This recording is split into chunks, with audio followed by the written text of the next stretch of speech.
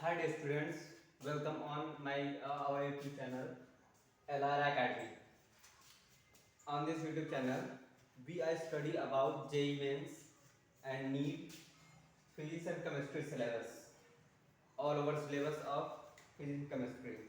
कहने का मतलब ये है कि ये हमारा यूट्यूब चैनल है, इस पे हम जेई मेंस नीट क्लास 11 12 के सभी स्टूडेंट्स के लिए फिजिक्स और केमिस्ट्री दोनों का वीडियो इस पे डे बाय डे लाएंगे, ठीक, with contents PDF note provide करेंगे टेलीग्राम चैनल पे अपने, ठीक। मैं पिन कमेंट में टेलीग्राम चैनल भी लिंक कर दूंगा, वहाँ पे मुझसे सवाल पूछ सकते हैं, यहाँ कमेंट से सवाल पूछ सकते हैं। तो मैं आज हमारा पहला टॉपिक है मोशन इन स्ट्रेट लाइन, सीधी रेखा में गति कैसे होती है। आज हम उसके बारे में जानेंगे। क्या? Motion in straight line, motion in a straight line, सीधी रेखा में गति कैसे होती है। तो इसमें हमारा पहला टॉपिक है कि मोशन ही क्या होता है। पहले तो हम यही जानेंगे, हमें यही जानना है कि मोशन होता क्या है, कि गति होती क्या है। तो मोशन क्या होता है ये समझते हैं। मोशन मोशन कहने का मतलब ये है, जैसे मेरे हाथ में इंक बॉक्स है, ठीक, ये इंक बॉक्स है ना, अब समझिए ये इंक बॉक्स है, ठीक। मैं यहाँ इसे पकड़ा हुआ हूँ, ठीक। अब मैंने ऐसे उठाया इसे, तो ये समझिए मोशन कर रहा है। इसे मैंने उठाया, एक्सटर्नल फोर्स लगाया तो मोशन में आया, ठीक। अब मान लीजिए इसे इंक बॉक्स को यहीं रख दूँ, ठीक, इस इंक बॉक्स को यहीं रख दूँ और यहाँ रखने के बाद मैं इस पर कोई भी फोर्स ना लगाऊँ, कोई भी फोर्स ना लगाऊँ, क्या मूव करेगा? नहीं मूव करेगा, बिल्कुल सही, नहीं मूव करेगा। तो अगर नहीं मूव करेगा तो ये रेस्ट हो गया, और जैसे ही मूव कर रहा है ये हमारा मोशन है। जैसे पार्टिकल ए पे है, बी पे जाना है, ठीक, ए से यहाँ से यहाँ गया तो मोशन होगा, ठीक। हमारे पार्टिकल यहाँ है, हम कोई फोर्स लगा ही नहीं है खुद से, ना कि पार्टिकल पे लग रहा है, ना ही कोई ऑब्जेक्ट उसी वस्तु पे अपना लगा है, ठीक। तो हमारा रेस्ट होगा, उसे स्थिर अवस्था कहते हैं, ठीक। तो इसका एक लाइन डिफिनेशन बोलूँ तो when any object change its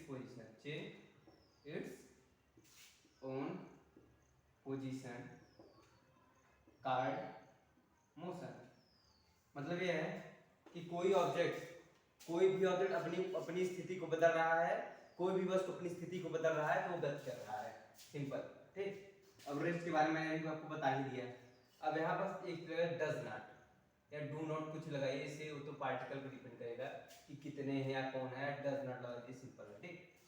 तो क्या है कि जब कोई वस्तु अपनी अवस्था को न बदले, अब यहाँ न बदले, जब कोई वस्तु अपनी अवस्था को ना बदले तो उसे स्थिर अवस्था कहते हैं, ठीक। इसे स्थिर कहते हैं, स्थिरता या फिर स्थिर अवस्था कहते हैं, ठीक।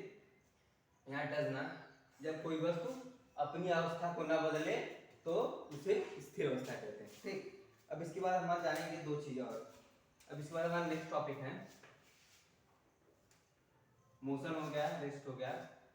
अब यहाँ से मेन टॉपिक आता है, मतलब ये टॉपिक इतना इंपॉर्टेंट है कि इससे ही पूरा हम मोशन स्ट्रेट लाइन बिना इसके हम पढ़ ही नहीं सकते, ठीक। हमारा आता है डिस्टेंस एंड डिस्प्लेसमेंट हिंदी में से बोलते हैं डिस्टेंस को दूरी, डिस्प्लेसमेंट को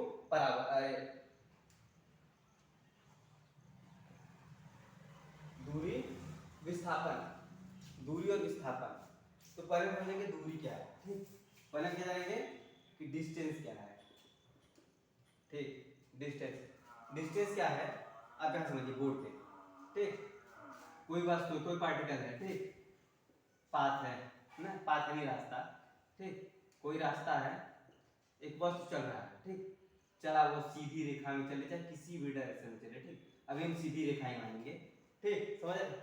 अगर हम किसी भी सीधी रेखा में चले, ठीक, कोई ऑब्जेक्ट चल रहा है, मान लीजिए जितना लेंथ, जितनी लंबाई, जितना लंबवत वह कवर करेगा, कैप्चर करेगा, चलेगा, जितना वो लेंथ, जितनी लंबाई, जितनी लंबवत तो चलेगा, वही उसकी दूरी होगी, इंग्लिश में उसका डिफिनेशन बोलते हैं the length of path covered by any object, the length of path covered by any object card it's distance.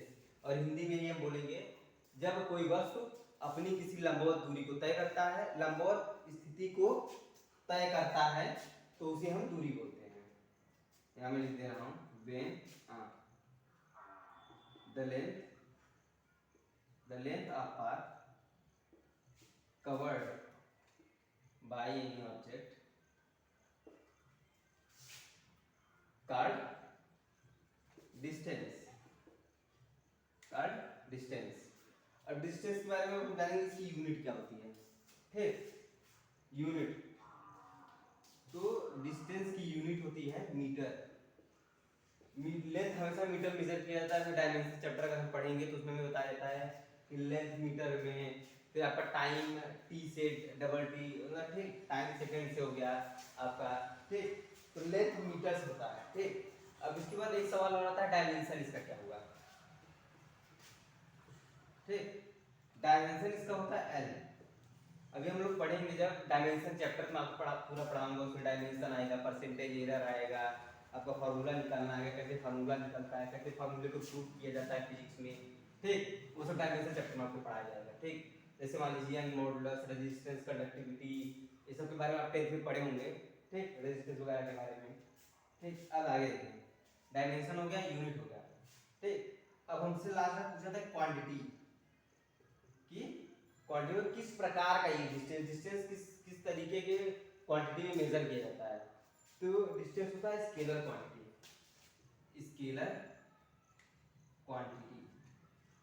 अब आप अभी ये पूछेंगे क्वांटिटी क्या होता है, तो क्वांटिटी दो प्रकार की होती है, एक स्केलर क्वांटिटी होती है और एक वेक्टर क्वांटिटी होती है। स्केलर क्वांटिटी क्या होती है, अगर मैं देखिए एक एक शब्द में आपको बताना चाहूंगी स्केलर क्वांटिटी होती क्या है। कोई ऑब्जेक्ट है जिसे बोला जाए किसी भी डायरेक्शन में चले जाए, किसी भी दिशा में आप जाके घूमे चले फिरे, ठीक, कुछ भी करें किसी भी दिशा में, तो आपका स्केलर क्वांटिटी हो गया। ठीक, अब वेक्टर क्वांटिटी क्या होता है, अगर हमारे पास कोई ऑब्जेक्ट है, हमारे पास चार दिशाएं तो कई कई कई मान लेते हैं हम। ठीक, ऑब्वियसली सब चार जानते हैं। ठीक, तो हम मैं उससे बोल दूं, मतलब मैं ही ऑब्जेक्ट से बोलूं कि आपको ईस्ट डायरेक्शन में चलना है, मतलब ईस्ट यानी पूरब दिशा में, आपको पूरब दिशा में चलना है। ठीक, समझ आ रहा है, तो आपको पूरब दिशा में चलना है, तो एक ही दिशा में चलेगा। कि जब ऑब्जेक्ट को ये बता जाए कि आपको बस इसी डायरेक्शन में चलना है, मतलब ये डायरेक्शन में, ये तो आपको इसी डायरेक्शन में मूव करना है। अगर मैंने जब ये बताना शुरू किया इस ऑब्जेक्ट को अपने, तब ये वेक्टर क्वांटिटी होता है। वेक्टर क्वांटिटी का सिंपल मतलब है कि जहां डायरेक्शन फिक्स हो ना, जहां डायरेक्शन फिक्स हो उसे वेक्टर बोलते हैं, जहां कोई डायरेक्शन फिक्स ना हो उसे स्केलर बोलते हैं।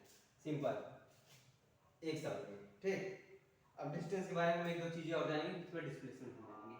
ठीक, अब डिस्टेंस के बारे में क्या जानेंगे कि डिस्टेंस हमेशा पॉजिटिव होगा। डिस्टेंस हमेशा पॉजिटिव होगा, मतलब क्या है ना, जैसे मैं यहाँ से ऑब्जेक्ट शुरू किया, ठीक, यहाँ से मैं चलना शुरू किया, मैं यहाँ गया, यहाँ गया, यहाँ गया, यहाँ गया, कहीं गया, मान लीजिए यहाँ से 10 मीटर था, 20 मीटर था, यहाँ से यहाँ जाने में मुझे 30 मीटर लगा। ठीक, तो मैं चाहे इस डायरेक्शन में चलूँ, ईस्ट में, वेस्ट में, नॉर्थ में, साउथ में, किसी भी डायरेक्शन में चलूँ ना, मैं जितना चलूंगा उतना मेरा काउंट होता जाएगा। 10 10 20 30 60 मीटर होगा टोटल, ये मेरा डिस्टेंस हो जाएगा। कि डिस्टेंस हमेशा पॉजिटिव होता है। क्या होता है, डिस्टेंस हमेशा पॉजिटिव होता है। आपको एक बात ध्यान रखनी कि डिस्टेंस हमेशा पॉजिटिव होगा, डिस्टेंस कभी नेगेटिव नहीं हो सकता, नेगेटिव नहीं हो सकता। ठीक, इतना हो गया तो नोट कर लीजिए आप। ठीक, एक बार इसमें कुछ भी नोट कर लीजिए, पता नहीं तो नोट ही कर दिया। हमारा नेक्स्ट टॉपिक है विस्थापन या डिस्प्लेसमेंट। ये थोड़ा इंपॉर्टेंट टॉपिक है, इससे क्वेश्चन सॉल्व बनते हैं। मतलब अभी इसमें हम वेलोसिटी पढ़ेंगे, इसी तो एक्सेलरेशन पढ़ेंगे, त्वरण, वेग, चाल, तो हम उसके बारे में जानेंगे। ठीक, अब हम क्या पढ़ेंगे, डिस्प्लेसमेंट यानी विस्थापन। चलिए विस्थापन जानते हैं। विस्थापन के हम दो डिफिनेशन, मतलब दो परिभाषाएं बताते हैं। पहला परिभाषा है कि the shortest the shortest length covered by any object called displacement. कोई छोटी से छोटी दूरी, कोई मान लीजिए मैं था, मतलब कोई ऑब्जेक्ट था, चल रहा है, ठीक, चला ना, वो यहाँ से यहाँ तक है, ए टू बी का टोटल डिस्टेंस था, वो ए से ए डैश तक है, ठीक। जो छोटी से छोटी दूरी तय करता है, पूरा उसका दूरी है, ए से बी वो दूरी चल रहा है, और इसने बोला कि जो छोटी से छोटी दूरी तय करे, जो छोटी से छोटी दूरी को तय करे वही हमारा डिस्प्लेसमेंट, वही विस्थापन होता है, समझा। तो ये छोटी से छोटी दूरी को तय करे वही हमारा विस्थापन होता है। लेकिन यहाँ कई लोग सवाल कर रहे हैं कि हम डिस्टेंस भी मान सकते हैं, तो ऐसा नहीं होता है, ठीक। इसलिए एक डेफिनेशन और इसका एक परिभाषा और बताई गई थी इसकी, क्या बताई गई थी कि द डिफरेंस, ये डेफिनेशन हमें डिफाइन करता है, और ये इस डेफिनेशन को हम अक्सर क्वेश्चंस यानी क्वेश्चंस लगाने के लिए हम इसे यूज करते हैं अक्सर। The difference between final and initial position called displacement. कि अगर हम दोनों को देखिए, जैसे मान लीजिए पार्टिकल ए है, ठीक, ये मान लीजिए टोटल, ये मेरा टोटल 10 मीटर, ठीक, समझ आ रहा है ना। तो ये मेरा टोटल 10 मीटर था, ठीक, और मैं यहाँ से यहाँ चला हूँ 1 मीटर, मान लो एक क्या 0.5 मीटर, मान लो आधा मीटर में चला, ठीक।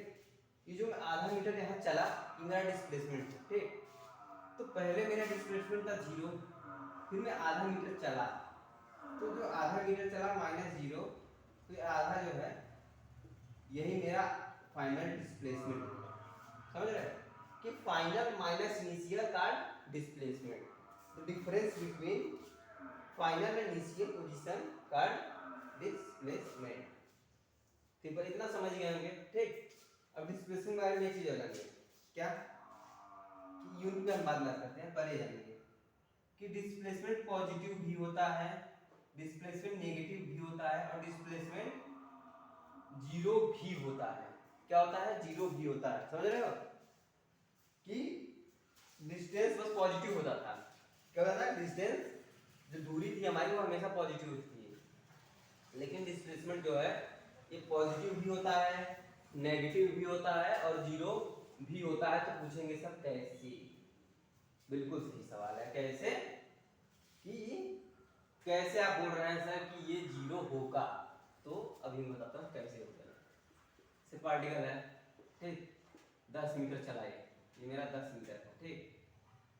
वो सेम जैसे क्वेश्चन बोला कि एक वस्तु है जो कि 10 मीटर गई, 10 मीटर जाने के बाद वो सेम उसी रास्ते से, उसी पथ पे, उसी रास्ते पे सेम वापस मेरे पास आई। मतलब यहाँ से 10 मीटर गई, 10 मीटर जाने के बाद, जैसे मान लीजिए मैं यहाँ हूँ, ठीक, मैं यहाँ से मान लीजिए 2 मीटर चला, ठीक, यहाँ पहुँचा, ठीक। अब मैं सेम इसी रास्ते से 2 मीटर फिर यहाँ गया, तो 2 मीटर में गया, वो मेरा इनिशियल था, फिर मैं 2 मीटर आया, ये मेरा फाइनल है। तो मैं 10 मीटर यहाँ गया, अब उसे बोल रहा हूँ सेम इसी पाथ पे ओके, ये फिर ऑब्जेक्ट मेरा यहीं वापस आ जाए, मतलब ए से बी जाए, फिर बी से फिर ए चलाए, ठीक, लेकिन रास्ता सेम हो, 10 मीटर ही हो, तो फाइनल माइनस इनिशियल बराबर 0। कर लो, समझ आया? ठीक। अब देखो, अब ये नेगेटिव कैसे होगा? नेगेटिव कैसे होगा कि मेरा यहाँ ऑब्जेक्ट था, ठीक, 10 मीटर गया, ठीक, लेकिन ये उसी रास्ते से, मान रहा हूँ उसी रास्ते से आया, उसी रास्ते से आया, ये यहाँ पहुंचने के बाद फिर ये पीछे चला गया, यहाँ कितना गया? 5 मीटर। ये 10 मीटर इसका टोटल था, और ये 5 मीटर और इसके पीछे चला ना। अभी मैंने आपको बताया था कि डिस्प्लेसमेंट में हमेशा जो वेक्टर होता है वो एक डायरेक्शन में रहता है, तो इसे इसी डायरेक्शन चलना था, ठीक, वापस आके इस डायरेक्शन में आगे चला गया, तो 10 5 15 हो गया इसका टोटल, और जो इसका इनिशियल था, इनिशियल 10 मीटर का गया था यहाँ से यहाँ तक, ठीक, तो माइनस सॉरी, इनिशियल इसका 10 था और फाइनल, हाँ ठीक, 15, 10 - 15 बराबर -5, समझ रहे हो? ठीक, ये से नेगेटिव हो गया और पॉजिटिव तो आपको मैं बता ही दिया था। ठीक, अब इसकी यूनिट इसकी होती है मीटर। क्या होती है? मीटर। इसका डायमेंशन सेम ऐसे डिस्टेंस एल। इसकी क्वांटिटी बात करेंगे। क्वांटिटी अब मैं पहले आपको बता दिया इसकी क्वांटिटी होती है वेक्टर क्वांटिटी, क्योंकि मैं यहाँ क्वेश्चन में आपको बताया कि ऑब्जेक्ट जो होगा उसे एक एक एक एक ही डायरेक्शन दिया जाएगा डिफाइन करने को, मतलब किसी बोला गया कि इसी डायरेक्शन में चलो। ठीक, उसे बोला गया है कि आप इसी डायरेक्शन में चलिए, तो उसे एक डायरेक्शन दिया गया। मान लीजिए आई कैप जे कैप के कैप मैंने जानते होंगे, ये हमारा हो गया आई जे के कैप। ठीक, इसे हम एक्स बोलते हैं, इसे वाई, इसे जेड। ठीक, हम इसे डिफाइन करते हैं। तो इसे बोला गया कि तो आप इसी डायरेक्शन में चलिए, तो आप इसी डायरेक्शन में चलिए, तो इसलिए डायरेक्शन डिफाइन हो गया, और जहाँ डायरेक्शन डिफाइन होगा वहाँ वेक्टर क्वांटिटी लगेगी। बात क्लियर है? ठीक, आप इसे नोट कर लेंगे, नोट कर लीजिए।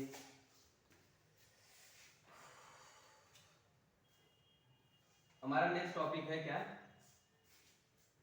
हमारा नेक्स्ट टॉपिक है स्पीड। स्पीड में भी हम दो तीन चीजें जानेंगे। ठीक, एक हम स्पीड के बारे में जानेंगे, एक हम यूनिफॉर्म स्पीड के बारे में जानेंगे, और एक हम इंस्टेंटेनियस स्पीड के बारे में जानेंगे। ये तीनों क्या होते हैं, क्यों होते हैं, और क्या इनका काम है हमारे जीवन में। ठीक, पहले हम शुरू करेंगे एवरेज स्पीड से, जो कि 11 12 9 11 12 11 वाले बच्चों के लिए बहुत इंपॉर्टेंट है। मतलब इंपॉर्टेंट तो सबके लिए है, लेकिन 11 तो वही आता है। क्या होता है? एवरेज स्पीड, जिसे बोलते हैं चाल। क्या बोलते हैं? चाल। चाल क्या होता है? Total distance upon total time, यानी पूरी दूरी और पूरा समय बटा पूरा समय। ठीक, इसका मतलब क्या है कि कोई ऑब्जेक्ट है, कोई वस्तु है, तो ठीक, वो मान लीजिए 10 मीटर जा रही है 5 सेकंड में, तो 10 मीटर गई 5 सेकंड में गई, कितना गया? 2 मीटर पर सेकंड। ये इसकी चाल हो गई, ये इसकी स्पीड हो गई। क्या था कि कोई ऑब्जेक्ट है, इसकी पूरी दूरी जो मान लीजिए पॉइंट ए से पॉइंट बी गया। ठीक, मान लीजिए दिल्ली से मुंबई गया, जिसे जाने में से 10 मीटर लगा। ठीक, मान रहा होगा 10 मीटर है नहीं। ठीक, 10 मीटर लगा, वो भी गया 5 सेकंड में। ठीक, इसकी टोटल दूरी हो गई 10 मीटर, जो कि गया 5 सेकंड में। तो क्या हो गया? ये हो गया टोटल स्पीड हो गई 2 मीटर पर सेकंड। डेफिनेशन क्या बना? डेफिनेशन हुआ कि व्हेन एनी ऑब्जेक्ट नहीं,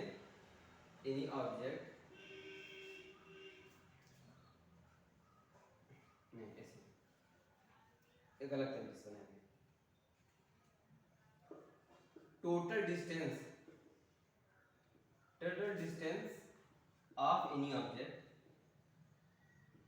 इन पर यूनिट टाइम, मतलब पूरी दूरी, किसी वस्तु की पूरी दूरी एक न्यूनतम समय में।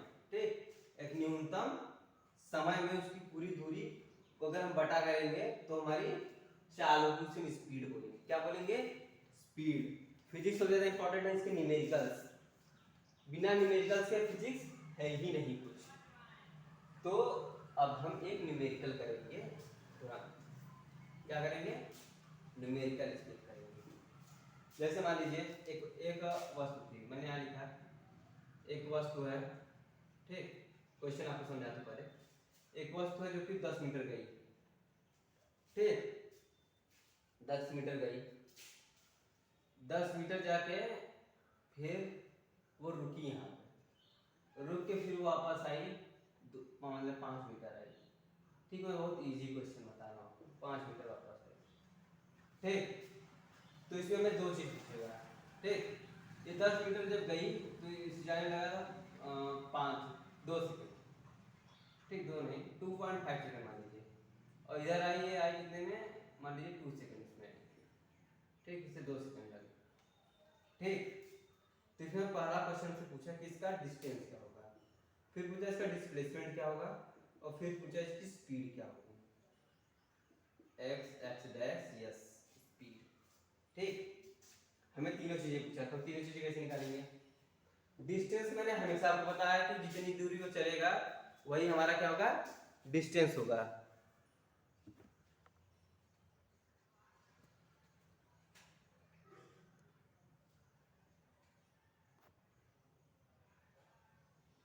मैंने आपको बताया है कि जितनी दूरी वो चलेगा वही हमारा डिस्टेंस होगा, बिल्कुल सही। तो कितना चला है, 10 मीटर यहाँ चला, 5 मीटर यहाँ चला था, ठीक। कितना हुआ, 15 मीटर टोटल, ऐसे सीधा सीधा करेंगे। अब डिस्प्लेसमेंट पूछा है, बस सही। जब डिस्प्लेसमेंट पूछा है तो उसका डिस्प्लेसमेंट कितना होगा। अरे यार सॉरी यार, ये गलती हो गई मुझसे बताने में, ठीक। जो मैं उस समय यहाँ डिस्प्लेसमेंट आपको बताया था, आपको याद होगा 15 माइनस 10 किया था, वो 15 माइनस 10 प्लस 5 आएगा, यहाँ डिस्प्लेसमेंट माइनस में आएगा। देखिए ये इसका इनिशियल पोजीशन 10 गया, वापस 5 आया, तो 5 माइनस 10 बराबर माइनस 5 मीटर। अब देखिए यहाँ डिस्प्लेसमेंट नेगेटिव में आया, किसमें आया, नेगेटिव में, ठीक। अब ये स्पीड पूछा है, स्पीड क्या होगा इसका कि 10 मीटर यहाँ गया 2.5 सेकंड में, देखिए यही बोल रहा हूँ total distance apart difference 10 metre गया 2.5 सेकंड्स में, ठीक। और फिर इस तरफ आया ये कितने में, 5 मीटर गया था, आया कितने में, ये भी 2.5 सेकंड में आया, ठीक। तो 5 मीटर इधर, 10 मीटर इधर गया 2.5 सेकंड में, 5 मीटर आया 2.5 सेकंड ही इसका टाइम लगा यहाँ आने में। तो क्या होगा, इसे हम टोटल निकालेंगे, ठीक। एक अलग स्पीड, स्पीड मतलब एवरेज हम सीधा बता देते हैं, हम इसका भी स्पीड इतना निकाल सकते हैं। कैसे निकालेंगे, सिंपल है कि 10 बटा 2.5 कर देंगे, 0 चला गया 4 आ गया, ठीक। 4 मीटर पर सेकंड इसका एक आईपी स्पीड हो सकता है, लेकिन हम बात यहाँ एवरेज टोटल स्पीड की करते हैं अक्सर, क्योंकि टोटल स्पीड ज्यादा हो जाता है, स्पीड भर तो आप निकाल ही सकते हैं, ठीक। अब देखिए ये 5 मीटर पर सेकंड है, ठीक। मान लीजिए एक का 4 आ गया था, दूसरे कितना आएगा 5 बटा 2.5, 0 पर चला जाएगा 2 मीटर पर सेकंड, ठीक। इतने का हमारा स्पीड आया था 4 मीटर पर सेकंड, इतने का स्पीड आया 2 मीटर पर सेकंड, ठीक। दोनों को जोड़ देंगे 4 प्लस 2 बराबर 6 मीटर पर सेकंड, ये हमारा टोटल स्पीड हो गया। हम इसे ऐसे भी बता सकते हैं कि 10 प्लस 5 अपन 2.5 प्लस 2.5 तो 15 हो जाता है। अब कितना हो जाता है, तो 5 काट देते हैं, ओ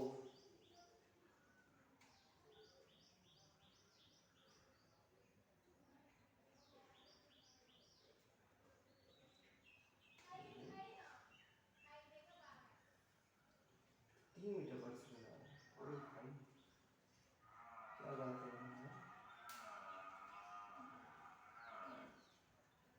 2.5 सेकंड,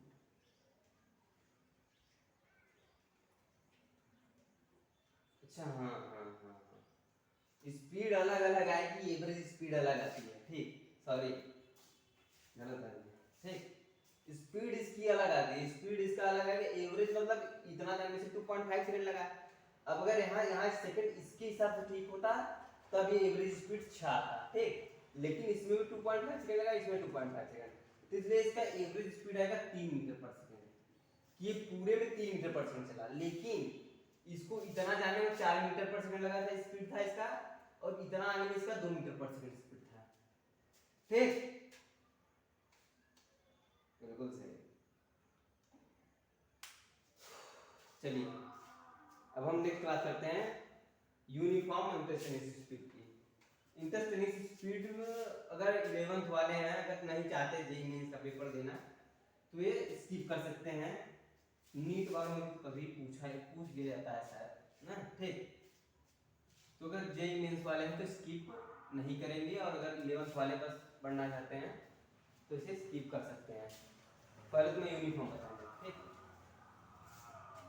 तो यूनिफॉर्म क्या होता है, यूनिफॉर्म स्पीड मतलब समांतर चाल, मतलब एक ही चाल में चलना, ठीक।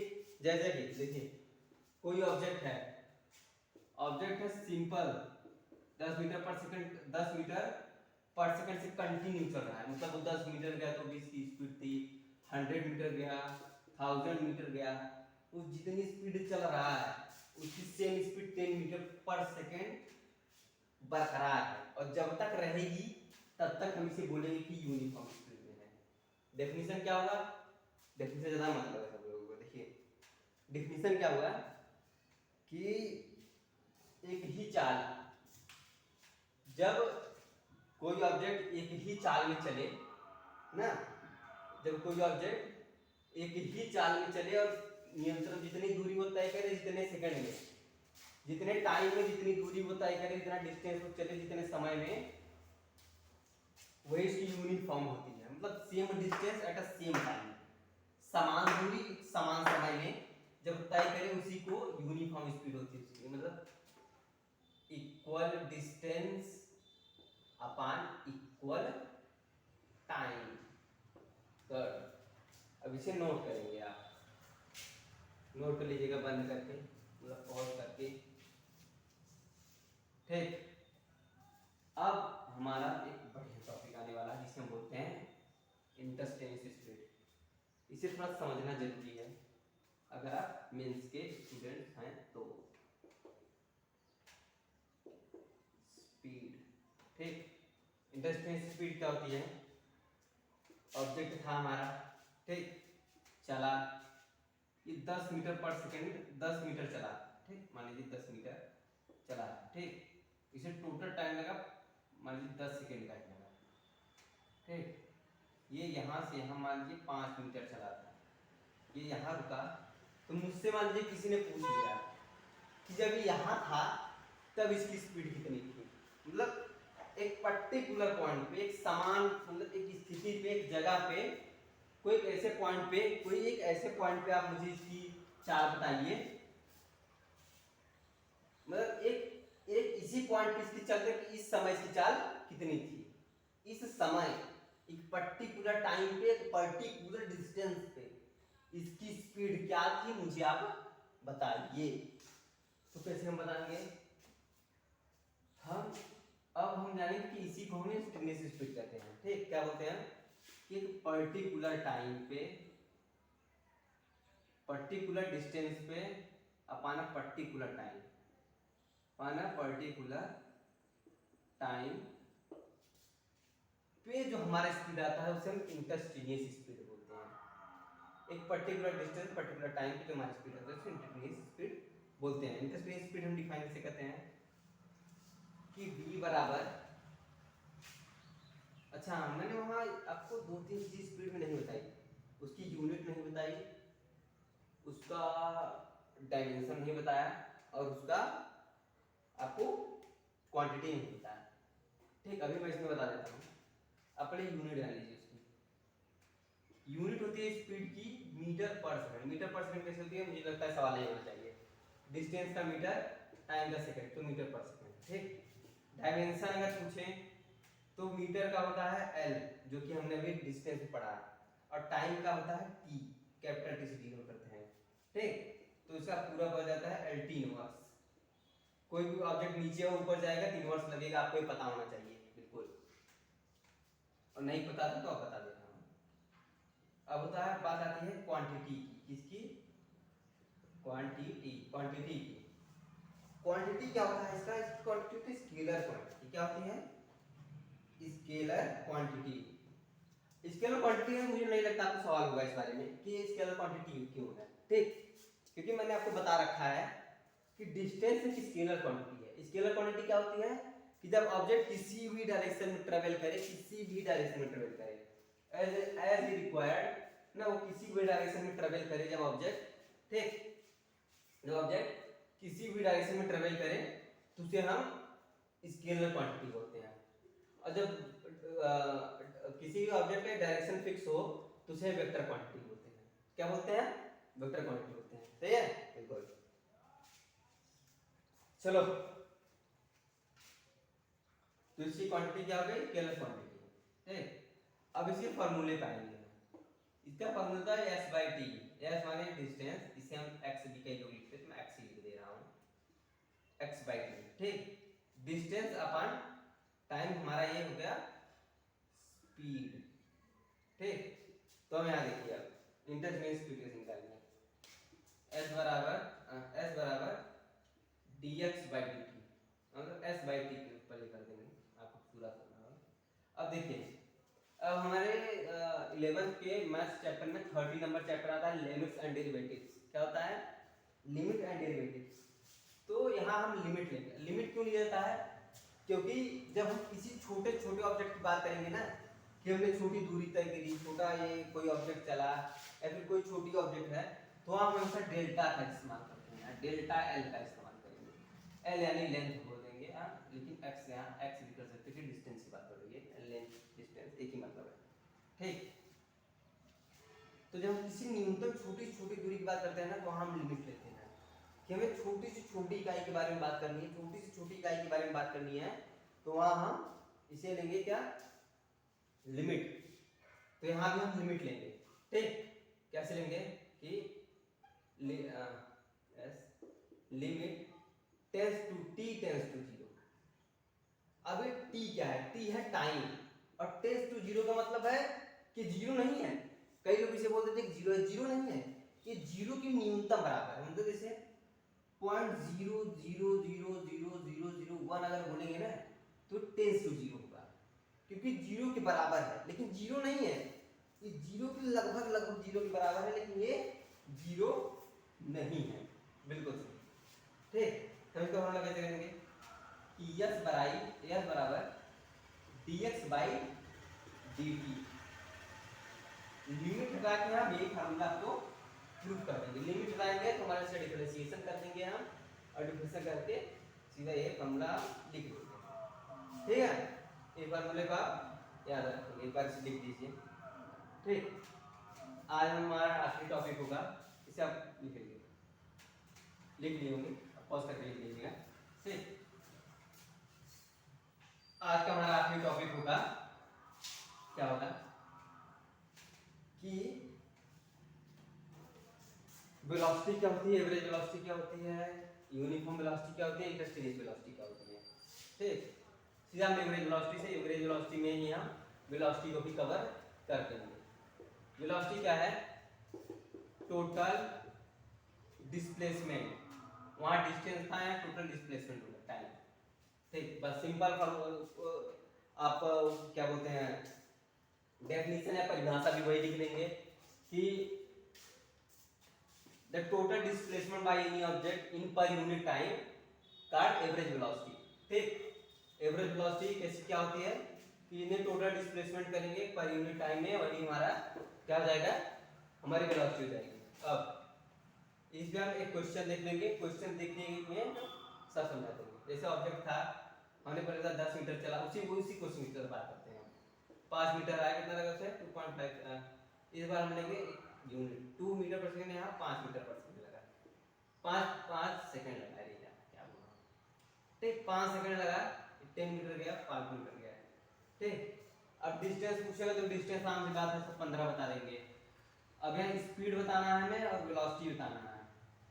ठीक, अब मैं इसकी क्या बोलते हैं, वेलोसिटी बतानी है, वेलोसिटी लिख देंगे v बराबर, इसे v से डिनोट करते हैं, यहाँ लिखते हैं d, यहाँ लिख देंगे x बाई टी, क्योंकि हम डिस्टेंस को भी x से, डिस्प्लेसमेंट भी x से डिनोट करते हैं। ठीक, तो हमें स्पीड बतानी है, हमें वेलोसिटी बतानी है। ठीक, अब हम निकालेंगे, हमने डिस्टेंस निकाला 15 आ गया। ठीक, अब स्पीड हम निकालेंगे, तो कितना आएगा हमारा स्पीड? स्पीड हमारा आएगा, हाँ डिस्टेंस हमारा आएगा, डिस्प्लेसमेंट कितना है, -5। ठीक, अब स्पीड निकालेंगे। स्पीड हमारा उसमें आया था, एवरेज स्पीड आया था हमारा, पहले का आया था कितना, इसमें आएगा 10/5 बराबर 2 मीटर पर सेकंड। इसका 5/2 कितना आएगा, 2 2 जा 4.5, 2.5 मीटर पर सेकंड। एक आया है इसमें कितना, लिख देंगे ए बी का आया है, ए बी का आया है कितना, 2 मीटर पर सेकेंड। फिर बी सी का आया है 2.5 मीटर पर सेकेंड। ठीक।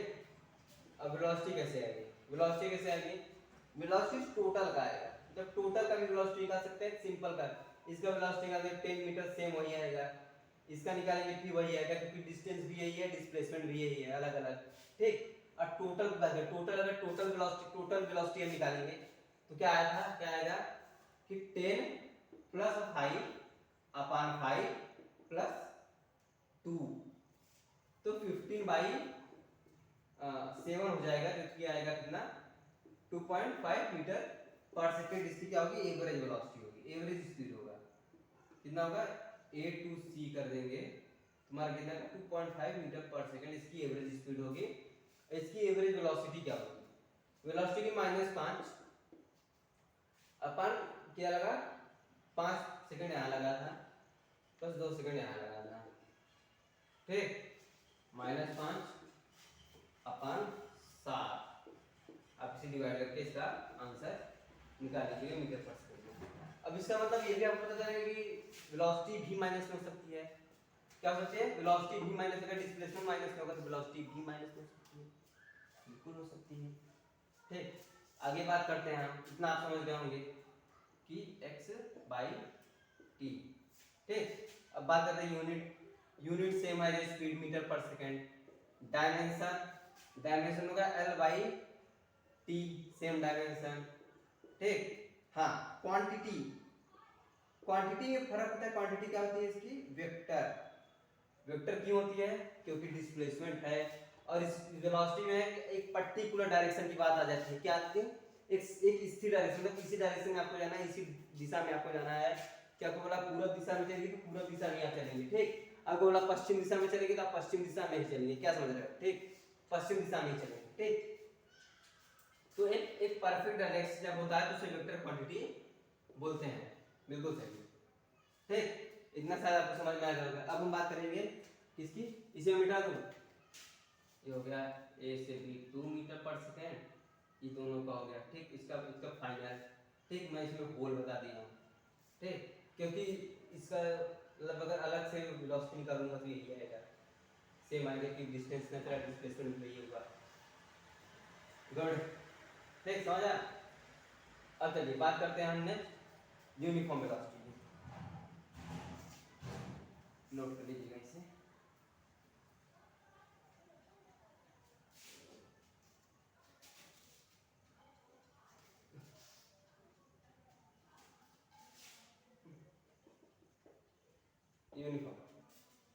यूनिफॉर्म वेलोसिटी मतलब सेम है, equal displacement upon equal time, मतलब सेम टाइम में डिस्प्लेसमेंट, मतलब same displacement in same time में जो होता है उसी को हम वेलोसिटी बोलते हैं मीटर पर सेकंड में।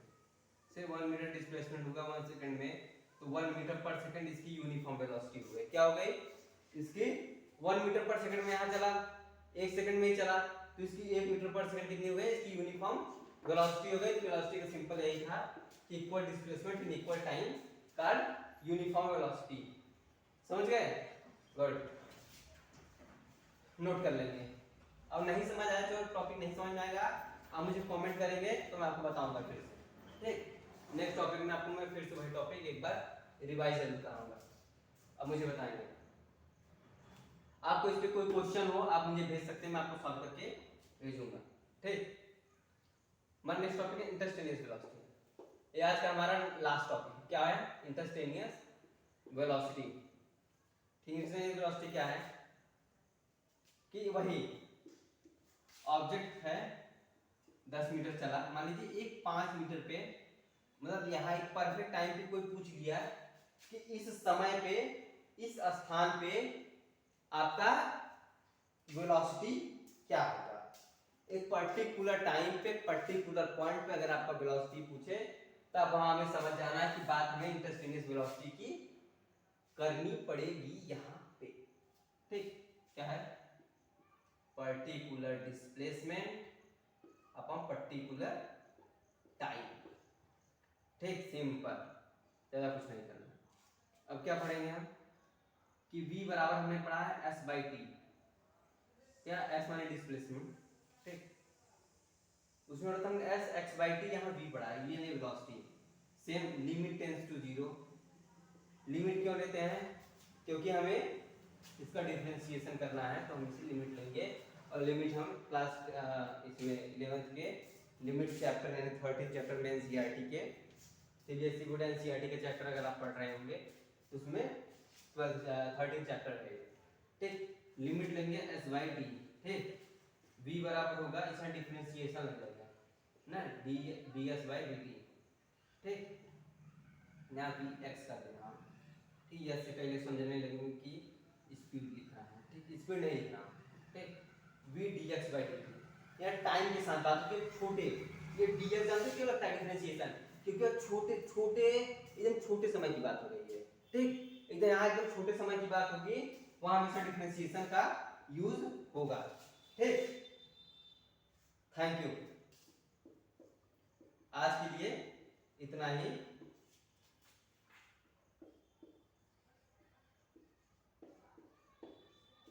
आज के लिए इतना ही। अगर आपको अच्छा लगे तो आप लाइक और सब्सक्राइब कर सकते हैं, ठीक। अगर आपको अच्छा लगा तो थैंक यू, आप लाइक एंड सब्सक्राइब कर सकते हैं। थैंक्स।